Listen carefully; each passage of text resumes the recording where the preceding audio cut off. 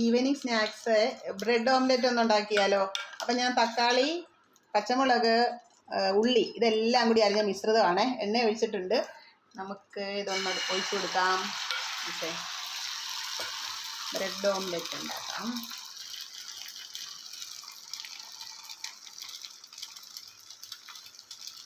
നമുക്കിത് ഒരു വശം ശരിയായിട്ടുണ്ട്. നമുക്ക് മറിച്ചിടാവേ. ഓക്കെ, മറിച്ചിട്ടു. അതിന് ശേഷം നമുക്ക് ഒരു ബ്രെഡ് ഇതിൻ്റെ പുറത്തോട്ട് വെച്ച് കൊടുക്കാം. ആ ഒരു വശം ഇത് ചെയ്ത് കഴിയുമ്പോഴത്തേനും ഉടനെ ഇത് ഇങ്ങനെ ഒന്നുകൂടെ മറിച്ചിടുക.